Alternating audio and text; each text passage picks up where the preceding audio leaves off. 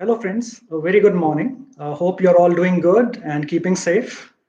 So, this is the first YouTube live session that I'm conducting today. And the purpose was to have a better understanding of topics like HR analytics. So, to begin with, probably let us take an example before we come to the concepts. As you can see, I've got a board and three main items have been written. One is meaning, second is labels, and third is applications. And these are the three things that we are trying to discover in this particular session. Of course, we can have more workshops in a detail mode further. So first of all, to begin with the meaning part, I'll take up an example. An example is a visit to a doctor. I believe that almost every one of us have been to a doctor for viral fever, a simple fever as well. So if you recall your experiences, you will discover that when you visit a doctor, these days you'll notice that a doctor has got some software. So doctor will ask you, okay, fine, you are here for the first time. We'll enter your details, your name, your date of birth, any family history. Would like to note down few things, and then we'll proceed with checking you as far as your temperature is concerned and the conditions that you have come across. So probably the doctor will ask you as to how long this fever is sustaining with you. You might say 2 days. So next question would be like, what has been the range? So how many times it has crossed 100 degrees Fahrenheit? How many times it has been less than 99? Is the doctor is actually trying to capture all that data so that the doctor can analyze it further as to what is the trend. So if you look at certain fevers, like say malaria, there is a variance. So you will have highs, you will have lows of fever also.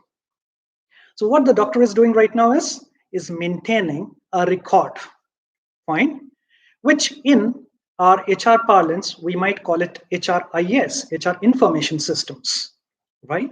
Now, two, the doctor is also maintaining some records like your weight, your height, your date of birth, your family history, and then is trying to keep that record year on year as to what all is happening. So he's doing some kind of trend analysis. So some kind of statistics is coming into role. At times you would say, okay, fine. If this is the case that you've suffered for 3 days, probably after 4 or 5 days, everything will be fine. That is how your body is behaving. The doctor might also predict in the coming times that, look, you've got a family history of high blood pressure. So you are likely to be affected by this. So when you visit your family doctors, you know why they do a good job? Because they understand your family very much. They understand how things are functioning into your family as far as your DNA is concerned. And they know which particular medicines are likely to affect you better. So their prescriptions are also pretty good. Fine. So here we have some idea as to how doctors work. And in the similar manner, we also work in HR analytics. So in HR is also a kind of a doctor where people actually confide. So you confide to a doctor and employees confide to their HR people because they know that they can take care of them. There is certain purpose behind it. So when you visit a doctor takes some records of yours, and when you visit again, we'll have some kind of a dashboard before them. So they're able to see what is going on. Fine. Then the doctor might say at times to you, had you been late by so many hours, things would have been critical. So it's trying to predict if things remain the same, this is likely to happen to you. So you came at the right moment or you were late, right? Some kind of prediction is there. And then some kind of medicines are prescribed to you. Fine. So that is how we understand how HR analytics works. So if you look at the meaning of HR analytics, people at times understand it as HR metrics. Sometimes they understand it as HRIS, that is Human Resource Information Systems. At times they say it is the job of the information technology guys, IT guys. At times they would say, okay, fine, we need some kind of a statistician for this. This is not our job. Some feel that probably this is something alien to us and this is not something we were designed for because we are human. And talking about numbers is not our job. So there are a number of meanings that are assigned to HR analytics. And I had done a research on this particular aspect as well, wherein I discovered that most of the HR guys feel that this particular HR analytics means something related more to IT and it is more specialized. It is not meant for themselves. Probably it might be a generation gap because these days everybody is dealing into stats and numbers as well. So let us understand the differences here. So when you went to the doctor kept some records of yours, that is HRIS, HR information systems. Now, the doctor compares that what was your fever yesterday, what it is today, and is trying to do some trend analysis. Don't you think that is statistics? A simple statistics. Nobody is asking you to do some big test of using statistical softwares over here. A simple understanding helps that, right? Then the person is using IT, isn't it? Is using a computer, right? Maybe laptop, maybe using mobiles, maybe softwares. Isn't it a IT's job? And of course, there are certain ratios if you look. So in case you have seen your pathological lab reports, you will find there are lots of ratios that are given into it. And some of the reports say you're safe in this region, you're not safe in this region. So you've got some safety measures. So maybe you're measuring the number of platelets in your blood. Maybe you're checking whether you're anemic or not. What is your RBC levels? So there are a number of ways by which these doctors try to analyze you. Should the doctor say that, no, this is not my job, let someone else do it and then I'll have a look at it? Of course, there is an example. You've got pathological people doing this job. So pathology labs generate all those reports. Doctor is not generating it, right? Doctor is inferring it, fine. But do you have that kind of supports around that a lot of people are coming together and doing one single job? So now coming to HR analytics, a very simple meaning that we understand is, of course, it deals with all these aspects. You cannot analyze anything if you do not have the initial data with you. So we have something like data input. So some kind of HR information system has to be developed. Some type of real-time data also has to be captured. So right now, people who are commenting is a real-time data or real-time information coming to me. You're talking to me, that is real-time. So that is how this data is maintained.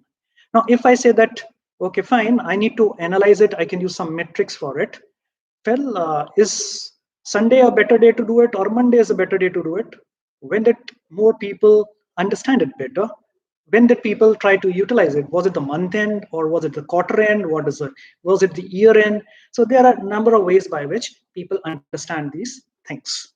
So a number of ways we understand, we call it HR metrics. Wherever we use some kind of ratios, we say we are using the HR metrics. So there was an example I gave in my videos earlier, and that was that probably you must have noticed there are high tides and low tides. When does it happen? See the data that is collected, right? It is full moon or no moon nights. So you will have high tide, you will have low tide. On normal days, maybe your tide height is something like, say, 2 meters, but on high tides time, or rather full moon or the no moon nights, probably it rises to say 5 meters, 6 meters. Now we might say that fine, there is a ratio, fine. So on a normal day, it is 2 meters. On high tides day, it is reaching to 6 meters. 2 is to 6, so 1 is to 3 is the ratio. So on high tides time, that level of tide is 3 times than the normal times. That is a metric, fine. So we might use such metrics in our HR parlance as well. We'll understand it. But at the same time, do I understand that this trend occurs during no moon and full moon nights only? That is analysis. Do I understand that the tides going up are not actually just moving up straight? No, there is internal movement going on. Why is it happening? What is that internal movement? What is the logic of gravitational pull of moon during those times? If we try to understand how much height it is likely to be next full moon night, we can predict it based on different parameters, how it is getting affected. So metrics is one part, and then we have the analytics on the other hand. So that happens to be the common issues that we all come across. Now coming to the second thing, that is the levels part.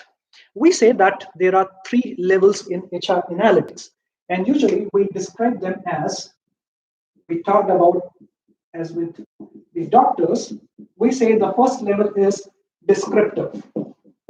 So what happens in descriptive? So in descriptive, we are making some charts. So what we are doing is, we are actually checking out, okay, fine, your temperature is going up, is going this way, is going up, then it has come down.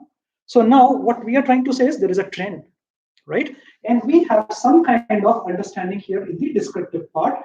But say, for example, talking about the doctor is actually keeping that kind of record. What is your family history? How things have been happening in the past? What is the current status? So I need to understand that current status as of now, and we call it descriptive. Now, coming to the HR parlance now as to what is descriptive in the HR parlance. So we have all kinds of data collection as far as the HR department is concerned.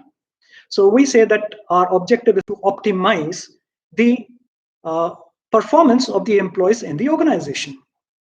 So as HR guys, or as the system does, the system keeps a record of how people are performing.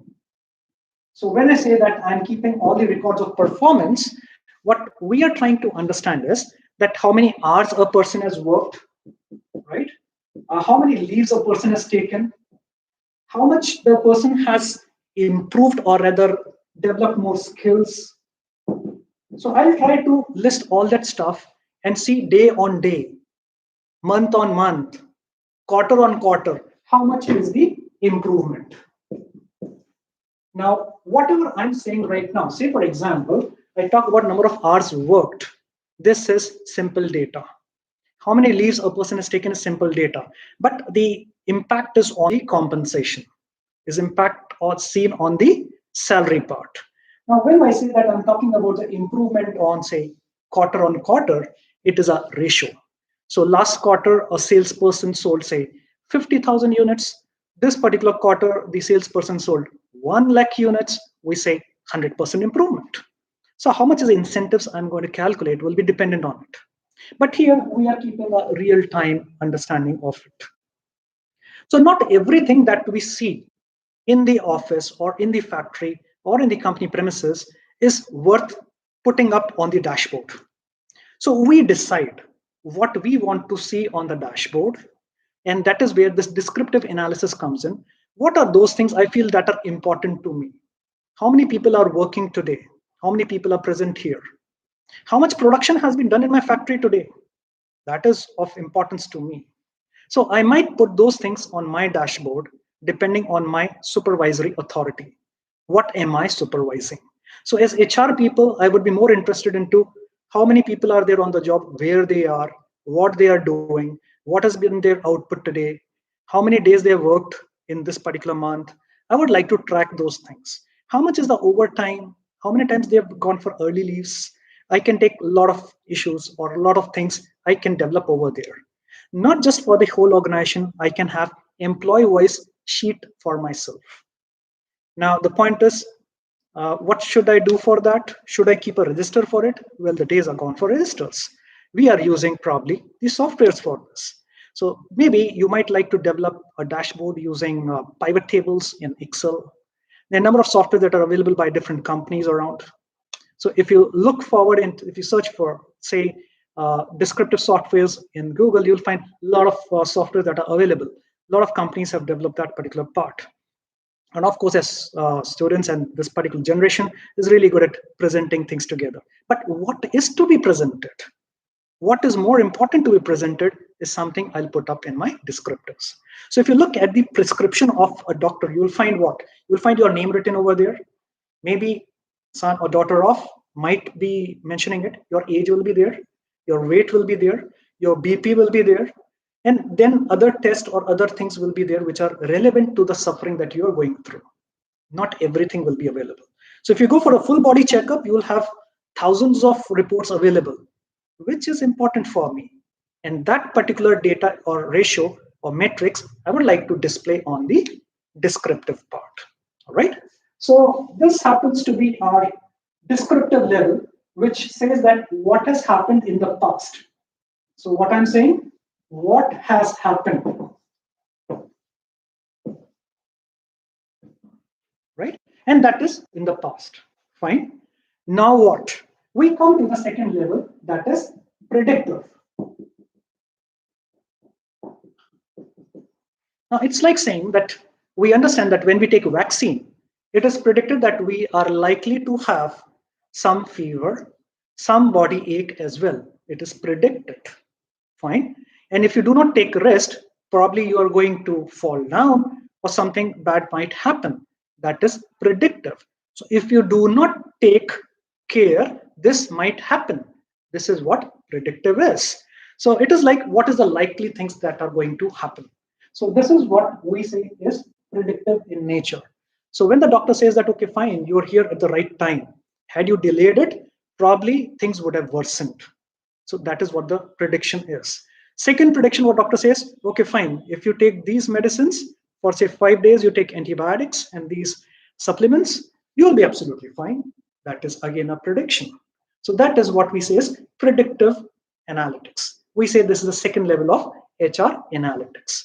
Now, how do we use predictive? So in the case of descriptive, we said that probably there are a number of softwares for representation, the representation of important metrics around. What do you do in predictive part? We can use any statistical software. So we are saying any statistical software will help, including Excel can help you in that. So what exactly are we trying to do over here? We are doing only simple things here as well. So we are not complicating things for the HR people. It is as simple as saying that we might use regression. We might use correlation. So what we are trying to say is what is likely to happen, right? So given a situation, what is likely to happen? And that is what we are trying to say, that this is how the prediction can be done.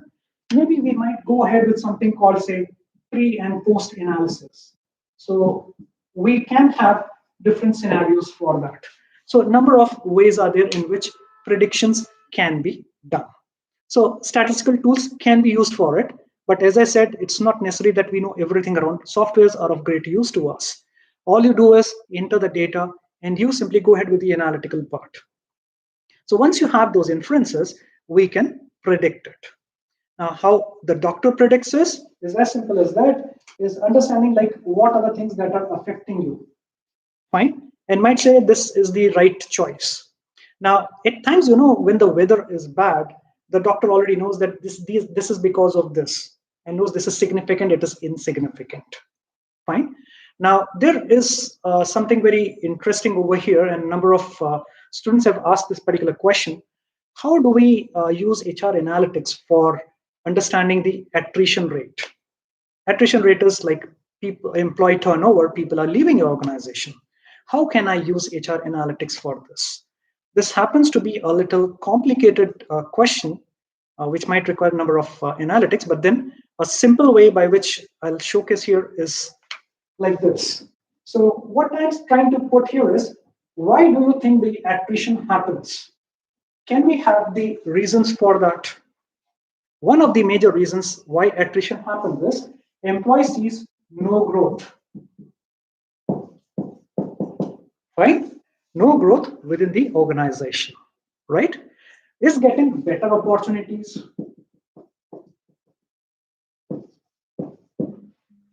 or maybe is not happy with the boss.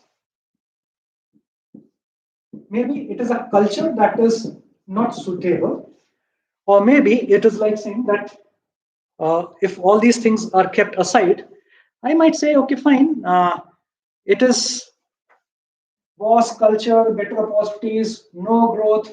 Maybe I don't have the requisite skills. If I get the skill, I'll get some better opportunity outside. So there are a number of reasons which also include your personal issues. When I say personal issues, probably it's your own health issues. Maybe it is because of some family constraints. So there are a number of reasons that are behind it. One, we all understand there is something known as exit interview. We are all looking forward to understanding why this happens, and especially those companies where the attrition rate is high, they are very much worried. Of course, they have to be worried because the rate of return we talk about, right? ROI of talent acquisition and retaining them, well, we have to maintain that. So in case a lot of people leave, your cost is going up.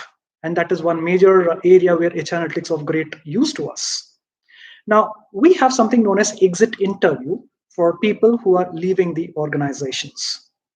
Now, when we do the exit interview, one, we need to remember we need to make them comfortable so that they tell us some honest replies, honest responses.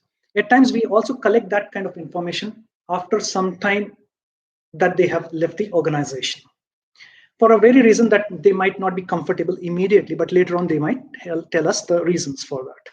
So we can have these particular parameters inbuilt into their questionnaire.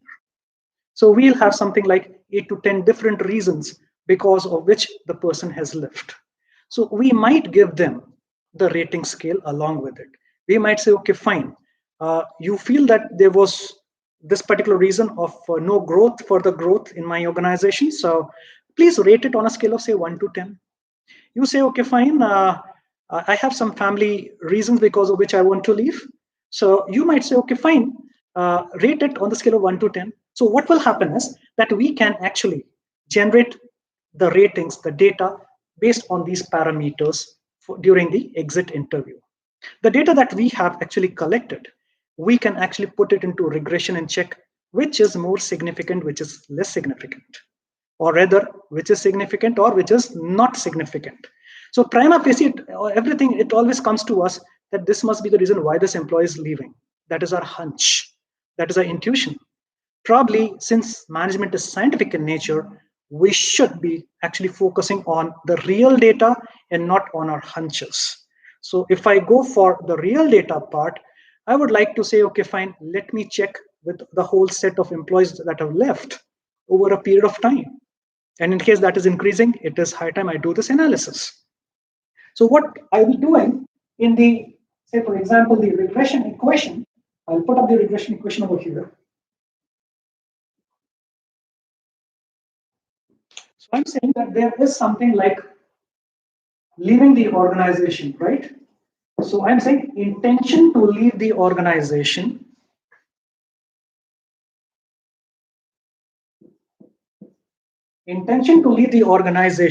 is equal to something like sensitivity to, say, for example, I said, maybe there is no growth. Then second reason I'm saying beta 2 into, say, I'm lacking skills. Plus, maybe I might say that I have some personal problems. And like this, I can go on with number of parameters. While running the regression analysis, I might feel that some of them are significant, that is important, really they are important. Some of them are not significant. Let me look at the significant ones. Can I provide them skills? Probably yes. It might be a significant one. The person wants to improve, wants to get to the next level, is not able to do it, is not finding the opportunities, and is hence not able to grow as well. How many of them actually had those family reasons? So if you look at the exit interviews, the funny thing is that most of the people would say that it is due to personal reasons. But most of the people leave because of better opportunities, or maybe it is the problem with the supervisor that they are coming across. So many people have said that it is because of supervisors that we leave the organizations. We have no problem with the organization as such. So we need to have a look at that. So while doing the performance management systems, using the performance management systems, I need to understand that why everybody under a supervisor or some people are consistently getting some low grades and some are getting very high grades. Is everything fine at the lower end, or there is some problem at the higher ends, that is the supervisor level? So analytics helps us in understanding those points as well. So this happens to be the predictive level. So I'll just again write the same thing here.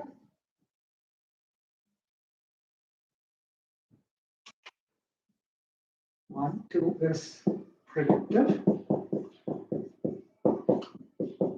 The third one we say is prescriptive.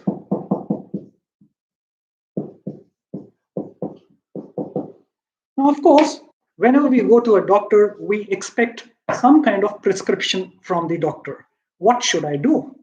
Fine. So a doctor will prescribe you few things. And you might say, fine, I have got allergy with something. So doctor's okay, fine. In that case, probably you take a different course. So a different medicine is actually given to you. Now, the point is, when I talk about the prescriptive part, it is more of giving some kind of leeway. So at times, you know what, you'll find something written in the prescription itself, SOS, right? So you take this medicine, SOS. Especially when you go to a dentist might give you a painkiller and say, in case it pains a lot, then you take this medicine. In case you cross a fever of say 100 degree Fahrenheit, you take paracetamol. right? It is SOS, it is prescriptive. In case this happens, then you take it. Otherwise, do not do it. So that is how the whole concept of prescriptive comes in. Now, coming to the HR area, how does prescription works for us? So in case we talk about our prescriptive modes, we have something like conditional statistics things that we can use over here. It's like saying if you talk about linear programming, conditions apply, right? So you have certain conditions you have put up. If you come to say AHP, analytic hierarchy process, you'll find there are some conditions that are applied. In case of this, then what? And this is how we also apply over here.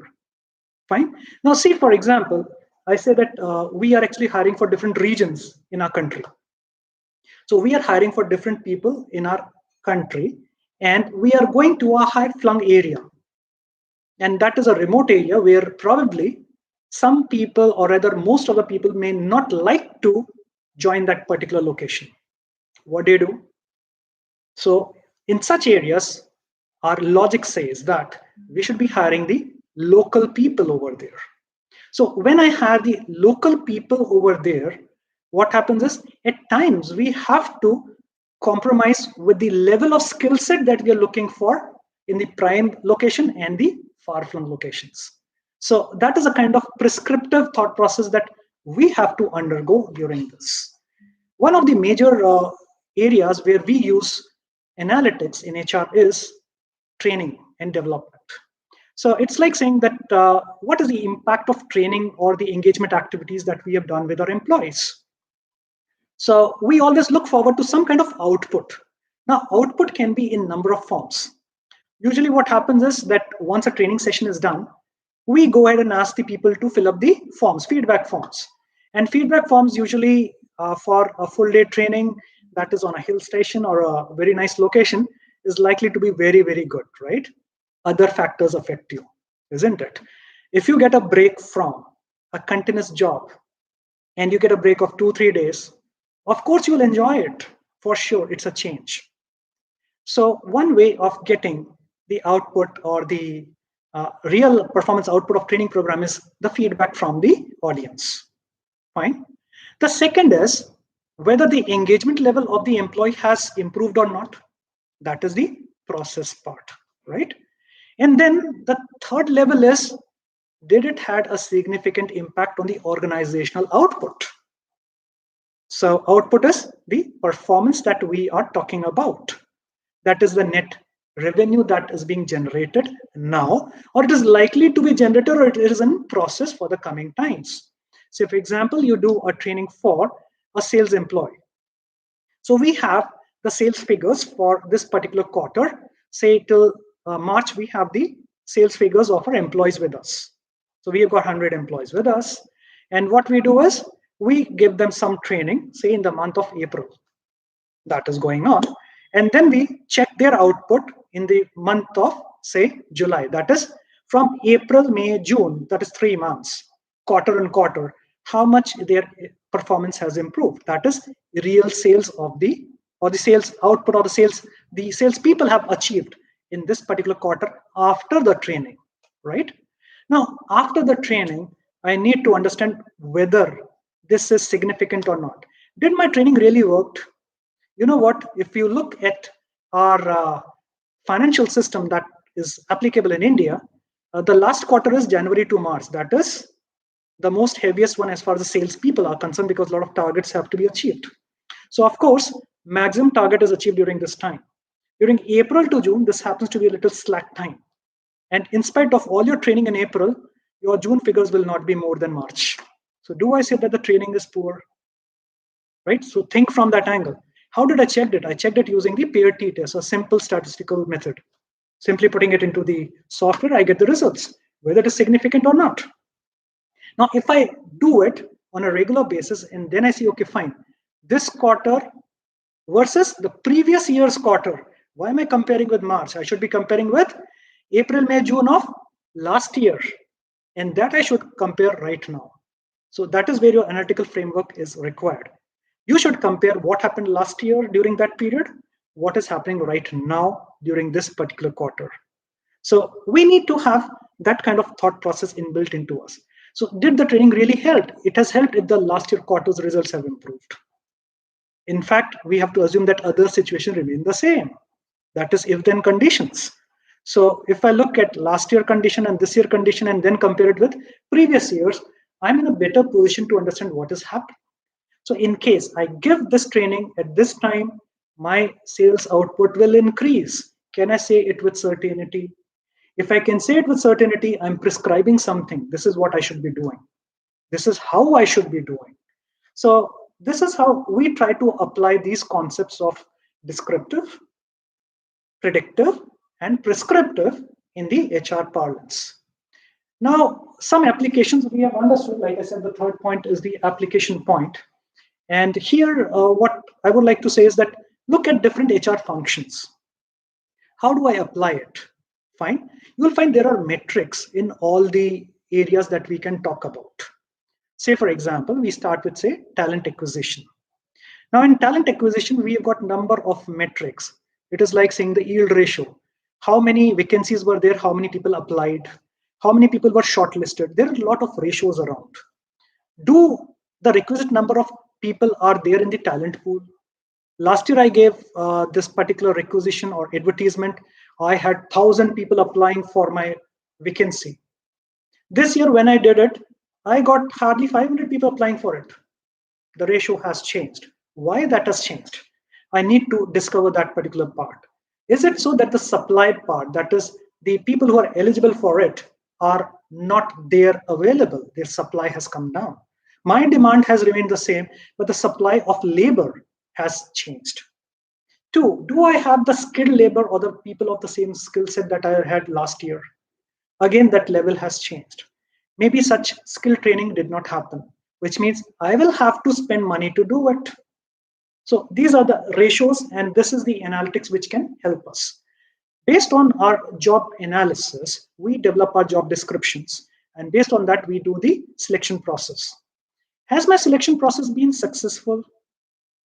Out of the people that I had in the talent pool, how many of them actually were worth picking up as far as my competency requirements are concerned? Never ever assume that any employee or any candidate was good or bad. We're just testing their skill sets. We are not talking about whether they were good or bad. So I need to be very, very objective in that sense. We should not become personal in that matter. So what we are trying to understand, did my selection process capture the right competencies?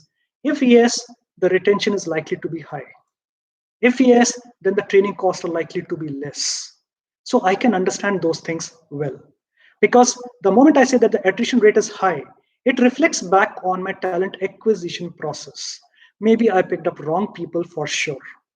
I spent a lot of time, money, and efforts into it. The budget was wasted. So I need to have some kind of better understanding over there. So this is how the talent acquisition framework can be used. There are a number of applications. I'm just picking up one or two for that. You come to, say, for example, learning and development. Am I making sure that the people are learning at a continuum basis, looking at the changes in technology and the way things are happening? Are the people updated?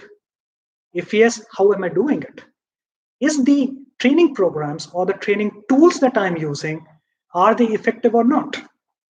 So I need to check it on a regular basis. And the ones that are significantly effective, like I said, pre and post training, we can check which is more effective for us. We can actually predict which is more useful. I should be prescribing it for usage in the coming times. So if I understand that this generation is more friendly with the gadgets, they understand more with audio, video, why not utilize that particular thing? To what extent? How much is enough? And how much is too much? We need to understand those things as well, right? Because we discovered some of the companies around, they've got the meetings going on the whole day, a lot of training programs happening the whole day. Is it really effective? Does it mean that working out from home makes your online training very effective? Is it really so? We need to answer those questions over there. So that was learning and development. We come to the compensation management part. So there are some beautiful models in which we understand how compensation has been designed. How should you be paid for and what you should be paid for? Am I updating those systems or not? So I need to understand that. How much should be the flexible portion? How much should be the fixed portion? How much should I give for, say, medical part? How much should I give for say, for example, the HRA part. So I need to understand that particular part and see which is more effective. Are my incentive programs actually leading to the better performance of my employees? Yes or no? That, like I said, how much is enough, how much is too much, and how much is not enough. So I need to find out those boundaries and keep on updating it. So what may motivate at one time may not motivate you next time. Compensation has a lot of legal part as well. So you have to comply with some legal part, but where you've got space, am I actually using it properly or not? So analytics helps us in understanding that particular part. Of course, then we move on to the next part. Say, for example, we might look for employee engagement. So is the employee really engaged? I do a lot of activities around in my organization. We have lots of activities. We also celebrate birthdays, events. We do quiz, we do team building exercises to keep our employees engaged and have better team work coming up in the coming part and reflected in the performance as well. Does it really happen? Are all those activities really relevant? Or I just saw somewhere and I've applied it over here. Should I be doing that? So which one is significantly increasing the engagement level and which one is not? So there was an example, or rather I'll say there was some talks with some people around who said that we engage our employees in CSR activities on weekends, which is supposed to be their holidays. And they are very happy in getting engaged during that time. And their output is also increasing. So my question was, are you actually checking with them? Are they really happy with it? So the personal time that you had, you are putting across to CSR, which is a noble cause that is really appreciable. But are we all exceeding our limits, doing just enough, or it is less? So at times, while working in the organizations, we go to the thresholds, we go to the extremes. And while going to the extremes, we forget that there has to be some kind of work-life balance as well. So here again in the engagement part, we have a number of ways in understanding. And in past, some of the students have actually done some kind of studies even in the internship as well, which engagement activity was actually fruitful to the employees. Was it really able to keep your employees together? Did it really reflect back into your performance, better performance of the employee, and that's how organization is happy? Was it able to keep your employees together, or their attrition level came down? Do they want to stay more with your organization? Not because they're not getting better opportunities outside, right? So I need to understand my employees in three different forms. One is an employee who is passive. That is how we understand in talent acquisition language. A passive employee, a non-passive, a partially passive employee, and an active employee, where we say these are candidates. So we are looking for people who are passive as far as the candidature is concerned, who don't want to leave our organization, who would like to stay with us, irrespective of whatever they're getting in the organization, because they feel it is their own home. They have that family understanding, family touch with them. The partially passive guys are who are in between, checking every 6-7 months, do I have a better opportunity outside? And then we have the third kind, who are very active, who are updating their CVs on LinkedIn on a regular basis, sending it to different portals around, and they're updating it on regular basis. I'm saying updating regularly, which means they're looking for a better option very soon. So there are a number of softwares which actually detect this particular part. So if I keep on updating my CV on, say, LinkedIn, I check it, or I update it on different portals, I start getting a lot of calls from these placement agencies saying that we've got an offer here. Would you like to move? And I'm like, okay, fine. So whatever I did, they're able to detect it. So that is again a part of analytics, right? So that is what we talk about employee engagement. Now, talking about the industry relations, that is the labor part. Now, in the labor part, following all the norms that are required for the labor. Is your labor happy with you? Whatever norms you have followed, are they as per the law and as per the societal requirements? The minimum compensation for labor problems is not the right solution. Whatever is applicable in the external environment, I need to check for it. If I look back at the problems that have gone to the labor commissioner year on year, quarter on quarter, has it come down? If it is not coming down, I need to find out the reasons. When I say that labor problems have increased, So I had a talk with a few of my friends who are HR around, and one of them mentioned, look, I've got hellish experience. A lot of labor issues are there, and on a daily basis, I have to move on to labor commissioner's office, just justifying what we did. Too much of time is wasted into it. Why it is happening, right? Simply giving that stats that the labor problems or the problems going to the labor commissioner have increased by 10%, that is metrics, is not enough. Why it is happening is more relevant to us. Is it so that people are misinformed if I'm following all the norms?